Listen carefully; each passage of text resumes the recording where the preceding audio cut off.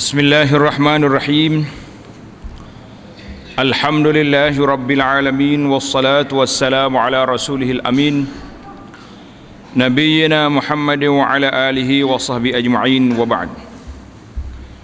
Pelajaran kita dalam kitab Riyadhus Salihin. Riyadhus Salihin, perbincangan kita dalam kitabul jihad, kitab yang menyebut tentang hadis-hadis kelebihan jihad, siri yang keempat daripada Al-Jihad ini. Hadis yang ke-1304. Wa an Abi Hurairah radhiyallahu anhu qala qala Rasulullah sallallahu alaihi wasallam la yalijun nara rajulun baka min khasyatillah hatta ya'uda al-labanu fi ad-dar' ولا يجتمع على عبد غبار في سبيل الله ودخان جهنم. رواه الترمذي وقال حديث حسن صحيح. Dari Abu Hurairah radhiyallahu anhu katanya, Rasulullah sallallahu alaihi wasallam bersabda, tidak akan masuk neraka seorang yang menangis kerana takut akan Allah. Allahu Akbar. Ini kelebihan hadis ini, mengandungi dua kelebihan. Kelebihan yang pertama, kelebihan menangis kerana takut pada Allah,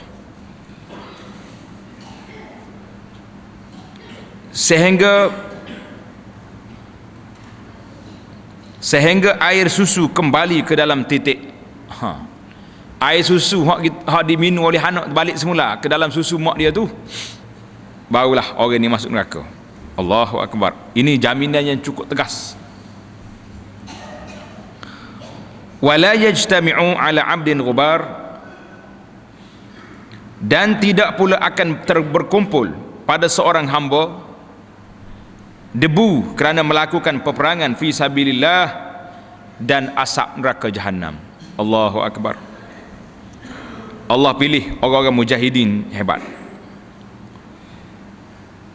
Dalam hadis ini jelas kepada kita kelebihan orang yang menangis takut pada Allah. Yang kedua, orang yang berdebu, duduk dalam hutan ke dalam padang pasir ke, berperang fi sabilillah, dia tidak akan berkumpul dengan asap neraka Jahannam. Mana orang ni ke syurga. Hadis yang kedua, wa an ibni Abbas radhiyallahu anhuma qala sami'tu Rasulullah sallallahu alaihi wasallam yaqul ainan la tamassuhumun nar ainun bakat min khasyatillah wa ainun batat tahrusu fi sabilillah. Rawahu at-Tirmizi wa qala hadisun hasan.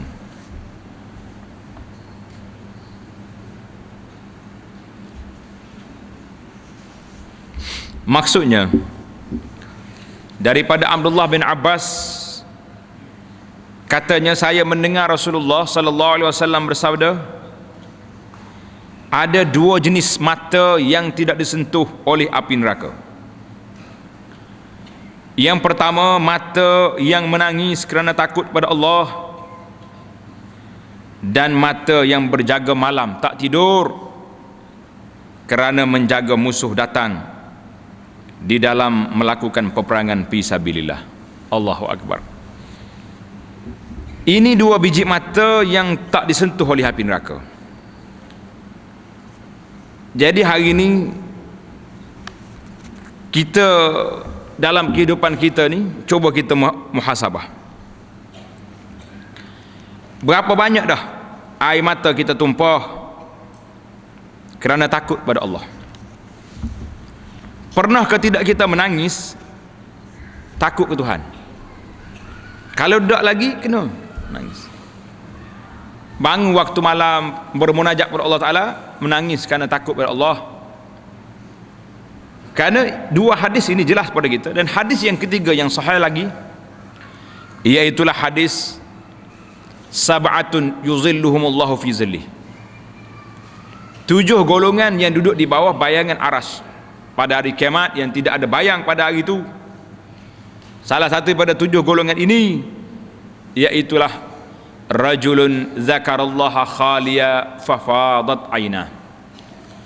Seorang yang duduk sunyi seorang diri dia, menyebut nama Allah, fafadat aina, mengalir 2 air matanya kerana takut pada Allah. Ini hadis-hadis kalau digabungkan menimbulkan satu kesedaran kepada kita bahawa tuntutan untuk menangis itu sangat besar. Tapi jangan buat-buat menangis lah. Setengah orang ni dia pergi, ada kumpulan motivasi dia panggil, bayar banyak ribu, duk menangis. Bila tengok gambar orang kena bom, tengok gambar putus kaki, tengok gambar orang hancur, tengok dengan muzik-muzik, menangis ketika tu. Menangis bukan sebab takut Allah, sebab sedih tengok benda ni. Orang yang mudah menangis ni kadang-kadang tengok cerita kartun dia menangis. Kartun Tom Jerry kembah kawan ni berat sangat, nangis dia teriak, tak ada pasal-pasal. Kawan itu hidup kelik, orang duduk luar di TV ni menangis. Nah, itu dipanggil tangisan lakonan. Yang kita nak ni menangis kesedaran. Kita duduk, kita teringat ke dosa kita, ya Allah, banyaknya dosa aku, apa benda yang aku tak buat atas dunia ni mu tahu belaka, maka aku tak mampu nak menghadapi seksa azab neraka mu. Ya Allah, berikanlah keampunan. Duduk sore-sore menangis. Nabi kata la tamassuhun nar, mata lagu ni tidak disentuh oleh api neraka. Jadi kita usahakanlah duduk pada waktu malam, waktu sunyi-sunyi, bangun bermunajat, berdoa kepada Allah Ta'ala, baca Quran, baca kisah-kisah orang-orang yang soleh, barulah kita timbul kesedaran, kita rasa nak buat. Tapi jangan duk berlakon tak jadi. Menangis kesedaran, takut kepada Allah Ta'ala. Tapi bila kita menangis takut dengan sedar, kita akan berubah. Dulunya tak pergi masjid, akan pergi masjid. Yang perempuan tak tutup aurat, akan tutup aurat. Deraka pada ibu bapa, jadi baik. Isteri tak taat kepada suami, jadi baik. Suami tak taat ke Tuhan. Jadi semua ni akan menimbul kesedaran dan perubahan. Kalau sekarang nak teriak saja, menangis saja, pada itu dia panggil dumuk tamasih. Pas istilah Arab kata air mata buaya. Air mata buaya tak jadi. Sama juga dengan kita cerita, dia panggil air mata pemburu. Dengarkan cerita air mata pemburu ni. Orang ni dia pergi buru, tembak buru, tangkap buru. Jadi bila buru dia banyak terkumpul dalam raga dia, dia duduk tepi sungai, tepi laut, sembelih buru. Kena dia sembelih. Tengah dia sembelih buru, angin kuat tiup tepi laut, jadi menyebabkan mata dia tu berair mata, kena angin. Buru dalam raga tu tengok, cakap dengan sama dia, duk tunggu nak mati dah buru ni pun, tunggu gila kena sembelih. Dia kata sedihnya tengok pak cik tu, menangis sedih tengok buru-buru mati. Jawab dia kawan dia sebelah, mu jangan tengok mata dia, tengok tangan dia. Mata dia menangis, tangan dia duduk sebelah kita, duduk sebelah buru. Tengok tangan, jangan tengok mata. Sedap cerita buru ni. Ini pengajaran besar kepada kita. Ni kita tak mau menangis. Tengok orang takut ke Tuhan, ya Rabbi. Keluar-keluar pada masjid, selipar orangnya sahut ambil. Nangis apa lagu ni? Masa tahajud tu kok, Allahu Akbar, bertepik setengah tu. Wah, bertepik mengaru. Tengok dalam rakaman tu. Hak masa khatam Quran ke apa benda di Masjid Haram, malam 27 kau, menangis pelik-pelik. Sudah menangis, tengok beg kita sebelah hilir Allahu Akbar. Itu dia panggil dumuk tafasih. Orang panggil tangisan air mata buaya. Tak jadi air mata buaya, air mata berlakon. Naknya tangis kesedaran yang menimbulkan keinsafan. Baru baik. Menangis timbul sepan. Jangan jadi macam meleh buru tu. Sudah menangis, tangis akak bagi orang pula. Allahu Akbar. Hadis. Jadi satu lagi kumpulan yang mata yang tidak disentuh api neraka, iaitulah mujahidin fi sabilillah, orang yang berjaga malam kerana nak jaga sempadan kita daripada diceroboh oleh musuh. Maka orang ini dapat kelebihan yang kedua. Hadis yang seterusnya 1306, wa an Zaid bin Khalid al-Juhani radhiyallahu anhu qala man jahaza ghaziyan fi sabilillah faqad ghaza wa man khalafa ghaziyan fi ahlihi bi khairin faqad ghaza, muttafaqun alaih. Dari Zaid bin Khalid bahawasanya Rasulullah sallallahu alaihi wasallam bersabda, sesiapa yang memberikan persiapan seperti kenderaan, bekalan makanan, senjata dan lain-lain kepada ghazi, kepada seorang yang melakukan peperangan fi sabilillah. Orang nak pergi perang, kita beri senjata ke dia. Mau ambil senjata, ambil kuda, ambil ni, ambil jet, ambil apa dia, makanan, beri bekalan. Apa dia? Faqad ghaza. Nabi kata, maka orang itu dianggap ikut berperang. Subhanallah. Jiwa dia di sini, tuan dia di sini, tapi barang-barang dia pergi sekali, ditulis pahala orang yang pergi berperang. Allahu Akbar. Juga sesiapa yang berlaku sebagai pengganti kepada seorang yang berperang fisabilillah. Orang ni pergi perang, kita tolong jaga anak-anak dia di rumah. Mana kita tak boleh pergi sakit, uzur, tempang. Dalam keluarganya, seperti membantu kehidupan keluarga yang ditinggalkan itu dengan memberikan kebaikan, nafkah dan segala macam keperluan keluarga itu, maka orang yang sedemikian dianggap ikut berperang. Alhamdulillah. Hadis ini muttafaqun alaih, sahih riwayat Bukhari dan Muslim. Apa dia cerita ni? Kita ada keuangan banyak, nak pergi perang tak boleh, kita buat persiapan. Hari ni tuan-tuan, peperangan zaman kita hari ni tak ada lagi dengan senjata, kerana jihad al-qital dihentikan sementara, tawakuf orang panggil, ditangguhkan. Bukan tak ada, akan berlaku, tapi sehari dua ni tidak ada. Tapi jihad ada ke tak ada sekarang ni? Masih banyak. Allahu Akbar, hari-hari orang duk serang gitu. Dalam segala sudut Islam ini ditohmah dengan macam-macam. Ada yang kata Islam ni pengganas, ada mengatakan Islam ni diskriminasi wanita, ada yang mengatakan itu ini. Maka jihad kita di zaman ini, zaman senjata tak boleh angkat, iaitulah jihad melalui lidah, melalui pen, melalui alat sebaran-sebaran. Kita kena lawan. Orang keluar filem karut, kita lawan. Orang keluar kenyataan tak betul, kita lawan. Jadi tuan-tuan yang ada keuangan, ada kemampuan, ada apa, bantu. Dengan kamera kita tunjuk mana yang benar. Tunjuk orang ni cerita karut, ustaz ni cari yang betul-betul, kita beri maklumat. Orang duk tulis benda tak betul, kita tulis, lawan.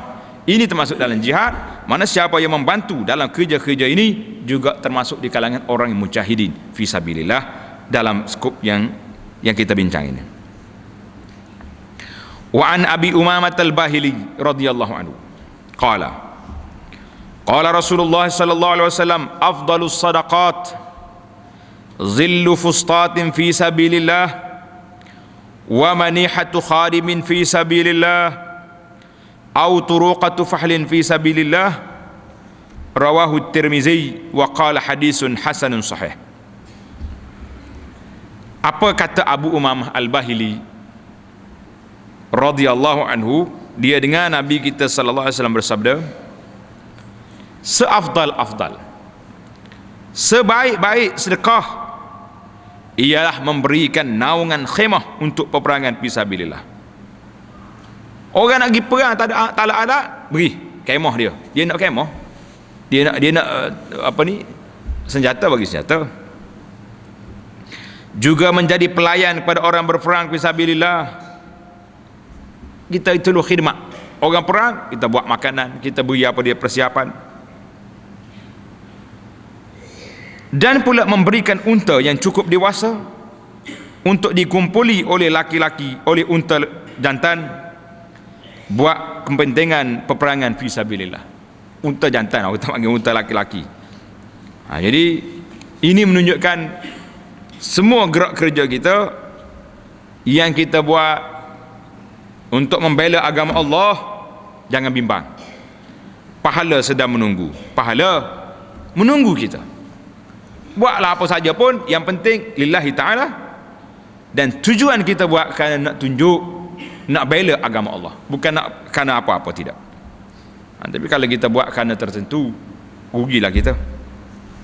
Kita berjuang mati ke diri, yang tembok dia orang, yang pukul dia orang, kena gas sana sini, kerana nak berjuang bangsa, nak jaga bangsa Melayu saja contohnya.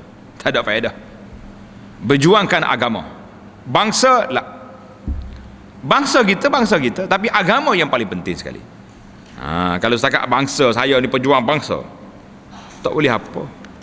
Nak agama baru kita boleh. Wa an Anas radhiyallahu anhu anna fatan min Aslam qala ya Rasulullah inni uridul ghazwa wa laysa ma'i ma atajahhazu bih qala i'ti fulanan fa innahu qad kana tajahhaza famarida fa atahu faqala inna Rasulullah sallallahu alaihi wasallam yuqri'uka as-salam wa yaqul a'tini alladhi tajahhazta bih qala ya fulanah a'tihi alladhi kuntu tajahhaztu bih wa la tahbisi anhu shay'a fa wallahi la tahbisi minhu shay'an fayubarakallahu laki fihi rawahu Muslim. Ini menarik, cerita lain pula ni. Anas kata ada seorang pemuda daripada kabilah Aslam. Aslam itu nama kabilah, suku Aslam, berkata, dia mari jumpa Nabi SAW. Ya Rasulullah, sesungguhnya saya hendak mengikuti jihad, nak pergi perang. Saya ni semangat nak pergi perang ya Rasulullah, tetapi saya tidak mempunyai bekalan yang dapat saya sediakan. Tapi saya ni miskin, tak ada bekalan. Kuda tak ada, senjata tak ada apa, kosong.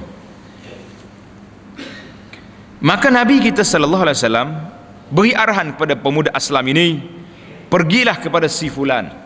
Ada seorang sahabat yang telah bersedia.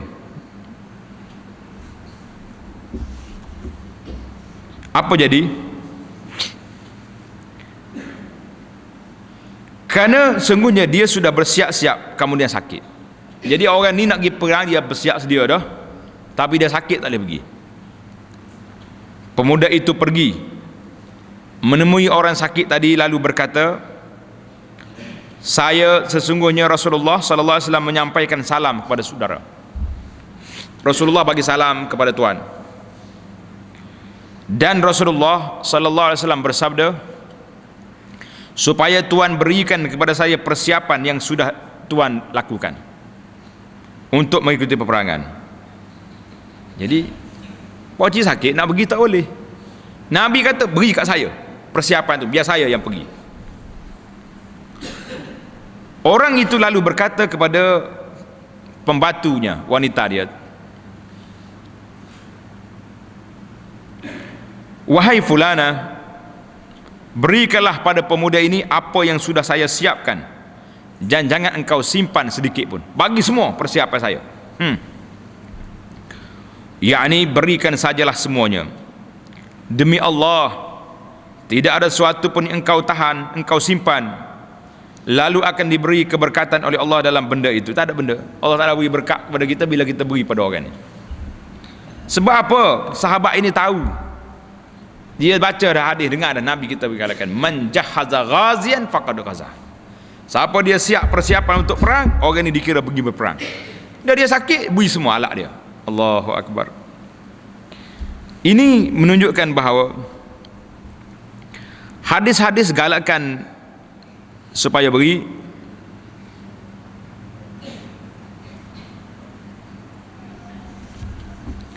persiapan pada orang kalau kita tak mampu nak pergi. Wa an Abi Sa'id Al-Khudri radhiyallahu anhu anna Rasulullah sallallahu alaihi wasallam ba'atha ila Bani Lahyan.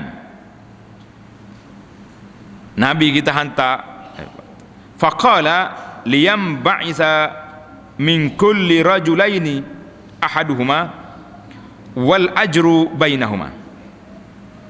Rawahu Muslim. Wa fi riwayatin lah liyakhruj min kulli rajulaini rajulun.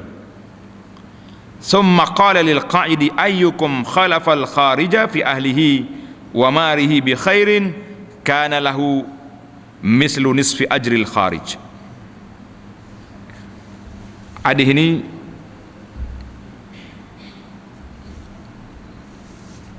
menceritakan kepada kita dari Abu Sa'id Al-Khudri bahawa Rasulullah sallallahu alaihi wasallam mengirimkan pasukan. Nabi kita hantar rombongan tentera kepada Bani Lahyan. Bani Lahyan. Kemudian Nabi kita bersabda, hendaklah dari setiap dua orang itu salah seorang saja yang ikut dalam pasukan yang dikirimkan. Ini peperangan yang kecil, dia panggil Sariyah. Sariyah ni tak ramai bilangan tentera. Nabi kata kalau dalam keluarga ni ada dua orang, pergi seorang, seorang lagi tunggu keluarga. Jadi jangan pergi semua. Sedangkan pahala antara keduanya.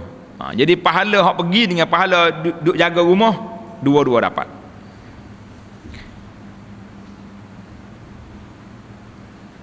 Ini jikalau yang tidak ikut itu memberikan kelengkapan seperlunya kepada yang hendak berikut. Jadi kalau kita tak pergi, tapi kita beri kelengkapan kepada saudara yang pergi. Dalam riwayat Muslim yang lain disebutkan, hendaklah dari setiap dua orang seorang saja keluar, seorang saja pergi perang. Kemudian Rasulullah sallallahu alaihi wasallam bersabda kepada orang yang duduk, yakni orang yang tinggal di kampung yang tak begitu, mana saja di antara engkau semua yang berlaku sebagai pengganti dari orang yang ikut keluar berperang fisabilillah, baik dalam urusan keluarga dan hartanya dengan sebaik-baik, maka bagi orang yang tidak mengikutinya tadi adalah pahala sebanyak separuh dari pahala yang ikut keluar perang. Jadi hak tunggu di rumah boleh setengah, yang pergi boleh penuh. Maksudnya ikut mengurusi keluarga orang yang berperang dengan memberikan nafkah dan apa saja yang menjadi keperluan keluarga itu. Ini dia panggil adil, sangat adil. Sebab apa? Kalau semua pergi, siapa pula nak jaga? Jadi maka orang yang tak pergi ada bahagian. Kalau tidak, orang semua pakat berebut nak pergi. Jadi kerana itulah kita lihat ada setengah sahabat-sahabat kita hari ni suka sangat keluar, tinggal kampung halaman, pergi tidur di masjid sana sini contohnya. Apakah itu dianggap berperang fisabilillah sehingga kita boleh meninggalkan keluarga?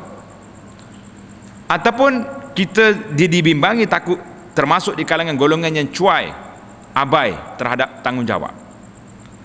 Jadi kalau kita pergi ni memang, kalau tak pergi bahaya. Pergi. Tapi kalau pergi kerana sekadar duduk ya, tidur di masjid, orang muda-muda kerja buat tidak lah. Ini satu masalah yang perlu dimuhasabah balik, tengok apa yang kita buat ni betul ke tak betul. Wa anil Bara qala atan nabiyya sallallahu alaihi wasallam rajulun muqanna'un bil hadid faqala ya Rasulullah uqatil aw uslim, qala aslim summa qatil, fa aslama summa qatala fa qutil. Faqala Rasulullah sallallahu alaihi wasallam amila qalilan wa ujra katsiran, muttafaqun alaih, wa hadza lafzul Bukhari. Dari Al-Bara katanya, seorang laki-laki yang berselubung pakai baju besi, muqanna bil hadid, pakai baju besi di kepalanya dan bersenjata. Dia ni hero juga ni, pakai topi besi, ada senjata, datang jumpa Nabi sallallahu alaihi wasallam lalu berkata, ya Rasulullah, saya berperang ke saya masuk Islam dulu? Belum Islam lagi. Si pemakai topeng besi ni tak Islam lagi. Dia tanya Nabi, Islam dulu ke perang dulu? Apa Nabi kita baca? Nabi kata aslim summa qatil. Masuk Islam dulu baru perang. Lalu orang itu masuk Islam, kemudian berperang dan terbunuh. Allahu Akbar. Seronoknya dia. Suka ke tidak? Suka. Masuk Islam, perang, bunuh. Rasulullah sallallahu alaihi wasallam bersabda, amila qalilan wa ujira katsiran. Orang itu beramal sedikit dan beri pahala banyak karena dia terus masuk dalam syurga selalu. La ilaha illallah. Amila qalilan wa ujira katsiran. Amalan sedikit, pahala banyak. Ini cerita ni ada kaitan dengan cerita Al-Usairim, seorang di Madinah dalam peperangan Uhud. Nama dia Amr bin Sabit. Tanda nama dia Amr bin Sabit, gelar dia Al-Usairim. Cerita Usairim ni ajaib. Dia orang duk kawan-kawan duk ajak masuk Islam lah. Usairim tak mau. Sehinggalah hari peperangan Uhud, barulah terdetik hati dia nak masuk Islam. Perang Uhud, tahu apa perang Uhud ni?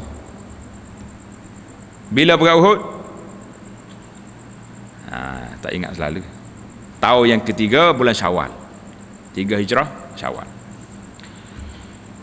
Dia cari kawan-kawan dia, orang kata tak ada dah kawanmu pergi ke Uhud ni, ikut Rasulullah berperang. Maka dia pun datang masuk Islam, dan dia masuk dalam saf peperangan Uhud. Islam pagi perang. Sudah perang, orang cari duk kumpul mayat ni. Ada mana mayat, ada orang sakit. Dalam kumpulan sakit jumpa dengan Usairim. Sahabat tanya, limadza jita? Mu mari buat apa sini? Sebab dia belum istihad Islam. Sebelum mari Uhud, orang tak tahu dia Islam ke tidak. Jadi sahabat terkejut, panik. Awak mari buat apa? Lah dia kata aku Islam. Bila dia bercakap, mati.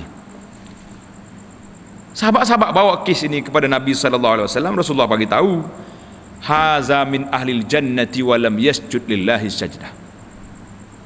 Orang ni ahli syurga, tak pernah sujud sekalipun ke Tuhan. Masuk syurga, belum sempat sujud, tak sempat semayang. Masuk Islam terus berperang. Tapi zaman kita hari ni masalah. Awak ni mu'allah ni, dia panggil mu'allah. Orang tu mengaji habis Azhar, habis Madinah, balik-balik mu'allah lagi dia panggil, pasal baru masuk Islam. Mana ada sahabat kata awak mu'allah ni jangan perang lagi, tak boleh lah perang. Masuk syurga, tak pernah sujud sekalipun kepada Allah. Allahu Akbar. Tuhan bagi kepada dia husnul khatimah yang begitu tinggi darjat. Yang kita bimbang hari ini, kita duduk dalam Islam baik-baik, mari godaan-godaan dunia yang mengancam, kadang-kadang terpesong. Duduk di masjid taat kepada Allah, tiba-tiba berpaling tadah pula dah. Hina undang-undang Islam, hina perjuangan Islam. Allah. Karena itulah kita selalu kena berdoa kepada Allah Ta'ala, minta Allah Ta'ala beri kepada kita husnul khatimah, iaitulah kita dapat mengucap 2 kalimah syahadah sebelum kita mati. Ada nama Nabi kata, man kana akhiru kalamihi la ilaha illallah dakhala al-jannah. Nih, amila qalilan wa ujra katsiran. Kerja sikit, pahala besar. Apa tak besarnya? Baru masuk Islam, tak sampai setengah hari masuk Islam, mati syahid terus dalam syurga. Orang ni masuk Islam tak pernah semayang. Kalau ada kata ada orang tak masuk, orang tak semayang masuk Islam, jawab hak ni orang. Hak lain tak kira belaka tu. Jangan duk maya, saya tak apa tak semayang pun. Sahabat Nabi ada juga masuk Islam tak semayang. Kira lah gitu. Wa an Anas radhiyallahu anhu anna an-nabiy sallallahu alaihi wasallam qala ma ahadun yadkhulul jannah yuhibbu an yarji'a ila dunya walahu ma 'alal ardi min syai'in illa syahid yatamanna an yarji'a ila dunya fayuqtal 10 marrat lima yara minal karamati wa fi riwayatin lima yara min fadli syahadah muttafaqun alaih. Dari Anas radhiyallahu anhu bahawa Nabi sallallahu alaihi wasallam bersabda, tidak ada seorang pun yang masuk syurga lalu ingin kembali ke dunia lagi sedangkan ia tak mempunyai apa atas bumi ini. Orang ni mati masuk dalam syurga, orang miskin, bukan kata tinggal banglo besar rumah, tinggal kereta besar, tinggal isteri besar, nak balik semula ke dunia, tak ada apa-apa. Tapi nak balik ke dunia, kenapa? Nabi kata illa syahid, kecuali orang mati syahid. Orang mati syahid fisabilillah nak balik semula ke dunia. Untuk apa? Tengok. Yatamanna an yarja' ila dunya fayuqtal 10 marrat. Ia mengharapkan untuk kembali ke dunia lalu dibunuh sampai 10 kali. Mati perang fisabilillah, pancung mati. Balik pula, mati pula 70 kali nak mati. Kerana ia mengetahui kemuliaannya mati syahid itu. Allahu Akbar. Dia tengok mulianya orang mati syahid, hebatnya darjat syuhada, maka dia nak balik mula ke dunia, nak perang, nak mati. Dalam riwayat lain disebutkan kerana ia mengetahui kelebihan mati syahid. Sebab dia tahu lebihnya mati syahid, maka pada ketika itu orang yang mati syahid nak balik semula ke dunia. Allah, seronoknya dia tak? Bila dia mati, dia tahu ke arah mana yang dia nak pergi, maka dia tahu itulah kelebihannya. Ini semua kelebihan-kelebihan orang mati syahid. InsyaAllah kita masuk pula dalam hadis yang ke-1312 dalam perbincangan yang akan datang. Subhanakallahumma bihamdika asyhadu an la ilaha illa anta astaghfiruka wa atubu ilaik. Wa sallallahu ala nabiyyina Muhammadin wa ala alihi wa sahbihi ajma'in walhamdulillahi rabbil alamin.